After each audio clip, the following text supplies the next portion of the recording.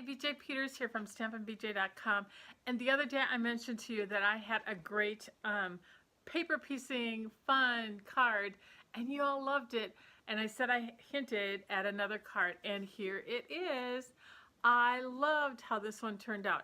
And let me show you how easy it is to do with all of your scraps that you have. Here's a close-up of this card. It is full of joy. No kidding. Look at that. Just love it. It is so fun, so easy, and it's a great way to use up your scraps. Let me show you how to do it. All right, I've got a 2.5 inch by 3.5 inch piece of scrap paper here, and I am just going to use my snail adhesive, and I'm going to kind of cover that with adhesive. You could also use your multi-purpose adhesive sheets. I've showed this technique a few times before, but it's simply just kind of using the pieces of the scraps of your favorite designer series paper. This happens to be Christmas quilt. And I know I've shared this before, but this is how I keep my scraps. I use one of our clear bags, and I stick my scraps in there, and then I've got it and can do really fun things like this with it. And I love doing these kinds of things. It makes my heart happy to use up all of the little scrappies, and it's just plain old fun. So I just started at a diagonal, and now I'm just kind of, I don't know, creating a little bit of a pattern, and it doesn't matter, you know, what, after that, you know, what you kind of use. You just kind of go with the flow here. And I think that'll be good. I might have to put a little bit down here. Let's see, what do we have here? Let's get a green piece down here. There we go. Now, I'm just going to turn this over and cut off the excesses so that I can see where my edges are for when I use my large letters framelits. And frankly, if you don't have those framelits, I know you've seen me use them so often, but really, truly, I know they're an investment, but they are so worth it. All right, I'm going to go get my JOY, and I'm going to die cut that, and I'll be right back. All right, so here I am with my joy. I'm full of joy. Yes, I am. I love this season. There we go. Now let's just create the rest of the card and pop that up, and it's going to be amazing. So I have a 3 by 4 1/4 inch of lemon lime twist cardstock that I have embossed with the Holly embossing folder, and I'm going to adhere that to a 3 1/4 by 4 1/2 garden green, and that's going to be my base for my card on this real red, which is the 5 1/2 by 8 1/2 scored and folded at 4 1/4. This is going to go on there just like that. There we go. All right, now we're going to turn this over, and we're going to use some of our mini Stampin' Dimensionals and regular Stampin' Dimensionals, and we're going to add some to the back of these letters.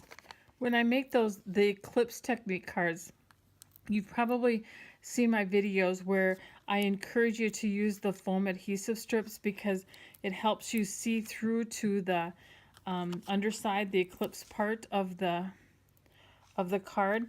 With this technique, you don't have to really get your letters lifted as higher. The foam adhesive strips are a little bit deeper in thickness than these, so the dimensionals. So you want that with the Eclipse, but it's not necessary with this type of card. I hope that makes sense to all of you. Love the little Stampin' Dimensionals. They are perfect for this. And then the J, and we're good to go. There we go. Perfect. So the season of, you know what? I got that from the Watercolor Christmas stamp set. This one right here. You can see what I did is I just inked up the season of and didn't ink up the cheer, so I used a marker and then die cut it. So I've got my real red Stampin' Right marker here, and here's the season of stamp from that stamp set, and you can see I'm just using the side of the brush tip end of the marker, and I'm just inking up the season of that I want to stamp. And just making sure that I've got good marker coverage on all of it. The side of the marker or the brush tip end works the best for this. All right, I'm going to huff on it and then stamp it. Perfect. I'm going to go die cut that with our stitch shapes framelits. Be right back. All right, I got that. Now, one of the things that I love to do is really highlight that.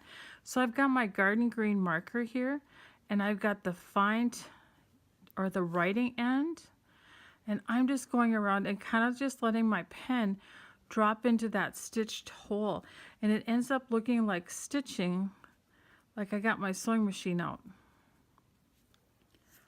Love that. Just that little bit of accent there makes it perfect. I'm going to tuck that right behind there. Lift up that bit. Perfect. Love it. That's great. It needs one more thing, and that is some red tinsel. Look at, I've almost got this gone. The tinsel trim is in the holiday catalog, and it comes in a 2-pack of red and silver. So this is the red, obviously, and I'm just going to make a bow here.